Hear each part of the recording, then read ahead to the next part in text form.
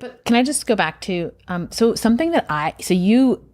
hypocritical institutions are different from hypocritical individuals. Yeah, but like you brought up the Arch case, right? And so the thing that I really don't like is like when a question is posed, but it's really masquerading as a point or as something else, right? So it's like, I'm actually totally willing to deliberate about whether or not we should take this arch down. But that wasn't really why you raised it, right? Why did I raise it, do you think? I think you raised it as a potential point of inconsistency.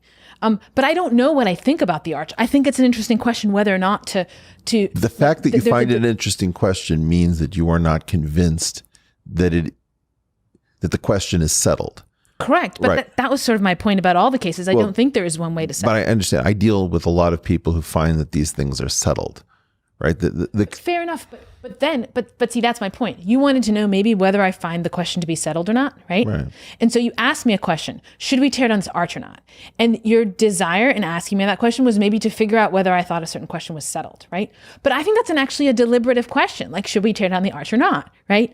And so what I mean is like, and that's the distinction I drew between practical and theoretical reason. Sorry, but by doing that, you're going to move it closer to the, like when you say that something is a live question, it's not a neutral frame, which is, I think it's an interesting question. I'm not sure either way. If I said to you, what do you think about the violent overthrow of the United States? And you were to say, oh, I think it's an interesting question. That's a very strong statement. Yes. To find it an interesting question. Right. I think though that, this goes deep into something like conversational trust, but I could find almost anything to be an interesting question. But it would be pretty important to me that the person posed it to me as a question rather than as a test, right? Because sometimes questions aren't questions. But there's something parasitic about this. You see, you can't have a society in which everybody finds whether the violent overthrow of the United States is to be an interesting question. In general, the substrate that makes this country possible so that a few people can find that an entertaining question have to make sure that question is in fact outre. I mean, I with respect to that particular one, I haven't yet seen the interest. That is, you sold me on the interest of the previous one on the grounds of the discussion, right? On the face of it, it doesn't. We haven't yet established the grounds that might make it interesting. Well, the destruction of Monticello, like if I found things that had been built with slave labor, right? I can start to create a great deal of destruction by opening up a lot of interesting questions, thereby moving the midpoint of the discussion quite a bit farther. These are not, in fact, neutral. This is part of why I find philosophy troubling, because it doesn't recognize often that the act of asking these questions is, in fact, a non-neutral action. If you remember the Dukakis question, where there was a question about Willie Horton. Yeah, very vaguely. Okay. Yeah, right. The memory hole. It's pretty amazing. So I think he was asked a question about what should happen if somebody raped his wife or something. Yes. That's right. Yes. And in general, the correct answer is, I'm not going to answer that question, and don't make me tell you a second time. My wife is sitting right here. Right. Thank you very much. I will not be entertaining that. Don't make that mistake again, sir. Right. Right. Because the point is, I don't wish to open this up. Right. Now, the philosopher's impulse is, oh, that's an interesting question. Very often.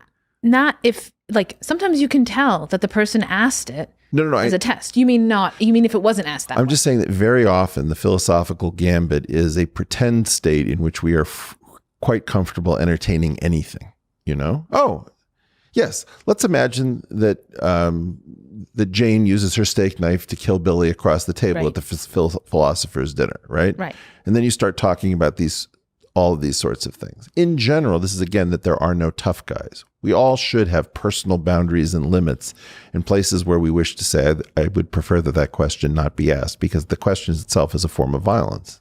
But so you say, the philosopher has this pretend interest and curiosity, but I would say the non-philosopher has these pretend questions that they put before us, and then if we say back to them, look, there are circumstances under which that could be a real question if somebody were really asking me of me, and there is no question such that I could rule out in advance that anyone could honestly ask it of me in any conversation.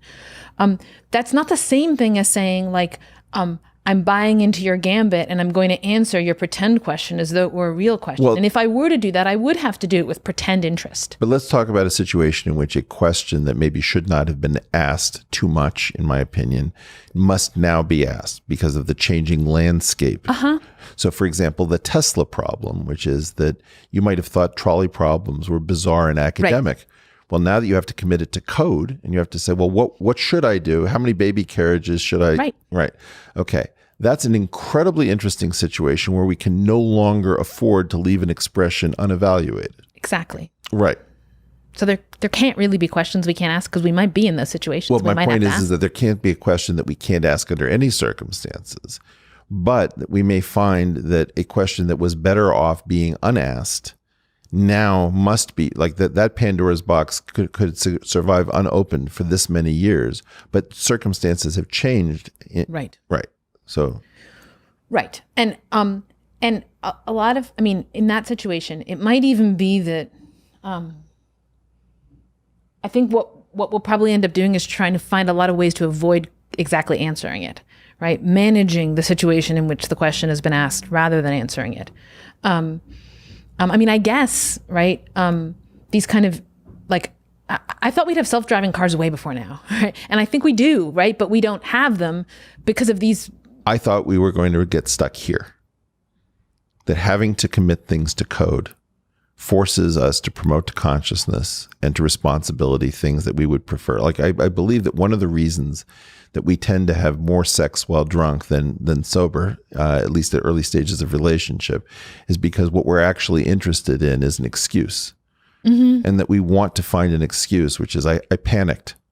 That's a great thing to do behind the wheel. I panicked. Right. Everybody understands a momentary split-second decision. To have a series of documented meetings in which we deliberated over this and then it plays out at an actual intersection somewhere, in North Dakota, and suddenly, 2 baby carriages are taken out so that a collection of school children are spared. Right. That situation is like, well, who made this decision? And then it becomes a very thorny issue that we're not capable of it. And we may choose to exist in an ignorant state and forego the benefit of a technology because we can't bear to take responsibility deliberatively for what must commit to do. Right. But there, this question exists at a lot of different levels, right? And so it's like, one question is, so you're right that we can hide behind the panic, but like, suppose that I just had the time. So many of these TV shows, like 24 or whatever, are about like cases where like, yeah, there's time pressure, but the person has like a minute to think about it and they have to make a decision, right? And like, I might have to make a decision. And I think, it at least has to be possible for me, not necessarily to approve of the decision I make, even to be able to live with the decision I make, but to accept the fact that I made a decision. I think that has to be possible. And so it has to be possible for me to entertain the question.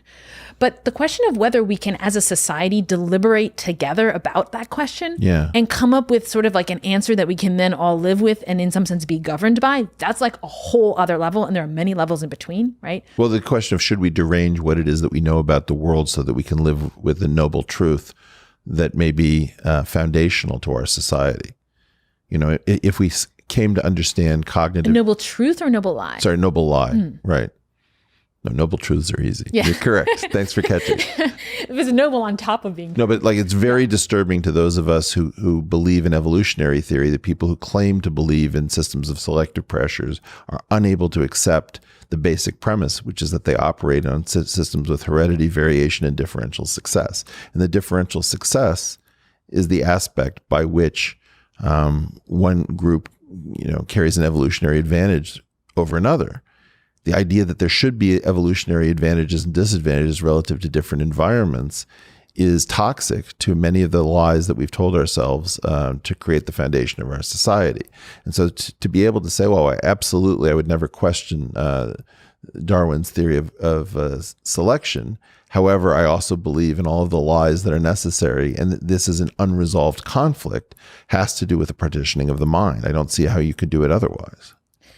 And the deep partition mind doesn't seem to be a healthy state. I know that my friend Sam Harris, has this idea that he should have kind of a uniform interoperable access to all aspects of his mind, but that seems like madness to me. I mean, it's one thing to think like I should at any given time have access to all of it. It's another thing to think that with respect to any particular bit where I don't have access, I can be sort of okay with that and be okay with the awareness of not having access. Like, you can't just straight up deceive yourself, right? You have to sort of deceive yourself behind your back. No, that's not true. I mean, I can't say to myself, like, Do you go to synagogue? Sometimes. Okay. Don't you find yourself straight up deceiving yourself? Let me give you an example of what I mean by straight up deceiving, and you can see whether I would say no, not in synagogue, but like, suppose that you were like, look, I'll pay you $1 million if you believe that I'm wearing like a red suit, right? I can't form that belief. It would be so advantageous to me to believe it, right? But like, I can't do it. I'm like, self-believe it. No, it doesn't work. It doesn't work like that, right? So that's what I mean by I can't deceive myself. There's a kind of fundamental will to truth that is just built into thinking and that I can't override manually. So I could certainly come to believe that you're wearing a red suit through very funny channels, right? I might even be able to take a pill. If I knew a certain pill would induce in me that belief, I could decide to take the pill and then take the pill, right? And that would be kind of obscure way of coming to have the belief. So that's what I meant by you can't straightforwardly, right? You can indirectly, I think. And people do. With very few layers of indirection. I think that's right. Okay. But not with zero, right? That's all. No, I like this point a lot. And so I think that limit is like a certain kind of, that's maybe where Sam Harris is like, there's a certain kind, or something that's right about his position there, is that there's a certain kind of thing I couldn't accept, a relation I couldn't accept to myself of opacity. When I, feel like the story that you told about the hierarchy case, right? And the way in which somebody sort of unraveled that for you, the romantic hierarchy, right? And brought to your own understanding what was happening, and gave you it's like shed a light on yourself such that you now can articulate it in a way that like makes sense to you, right? When we're not in that position with respect to something, it bothers us. And when we get into that position, that's a real and very significant kind of progress. Interesting.